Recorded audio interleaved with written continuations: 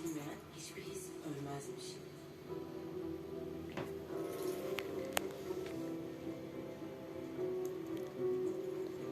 Aşkı bir anda bulduğumu sanırken Mehmet'in aslında ne kadar uzun bir yolculukla bana geldiğini, kenarda bekleyen öldü sanılan ne çok duyguyu canlandıracağımızı, büyüklerimizin yaralarını, kabuklarını söküp alacağımızı o zaman asla düşünemezdim. Belli ki bizimle başlamayan bir hikayeyi tamamlamak için bir araya getirmişti bizi hayat. O gün ardından öfkeyle bakarken geçmişin sandığından saçılanların annemi nasıl alt üst ettiğini, canını ne kadar yaktığını nasıl bilebilirdim ki? Kedi? Kedi! Aslı iyi misin? Kedi bana yardım eder misin? Lütfen kapıyı açar mısın? Aslı hayır anne çok kızar ben yapamam onu. Beni dinle. Annem mutfağı anahtarı bırakmış olması lazım. Sanki bir bak oraya, bir iyice bak ama. Tamam mı? Lütfen.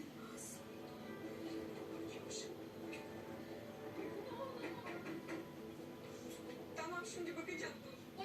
Bak oradan iyice bak. Lütfen kapıyı aç kedi, ne olursun. Dur.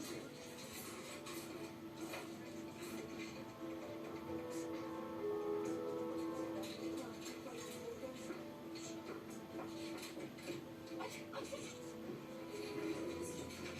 Teşekkür ederim. Annem gitti mi? Gitti. Telefonunu alabilir miyim?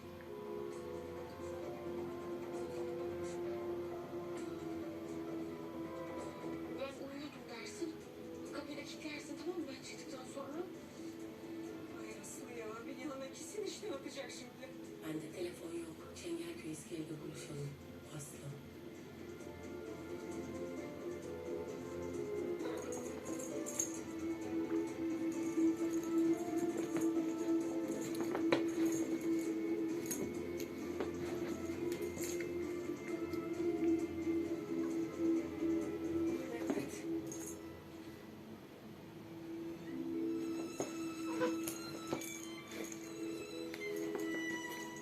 İyi misin? Söyledim sana. Kendin geldin, gördün işte, bak deliye döndü annem. Sen gittikten sonra beni oraya kapattılar tekrar. Beni abi geldi, üzerime kilit vurdu. Zaten telefonum, tabletim yok elimde. Kötü olmasaydı kaçamayacaktım. Annem zor diyordun ama bu kadarını beklemiyordum. Değildi, bu kadar değildi. Ben tanıyorum annemi. Sanki içine başkası girmiş gibiydi. Böyle deliye döndük ya, gözü karardı. Tamam sakinleş. Ben yerinde konuşurum. Belki galerisine gidersen beni dinler. Yok, hayır sakın. Ya bir de sen gidersen, dikilirsen karşısına sana saldırır.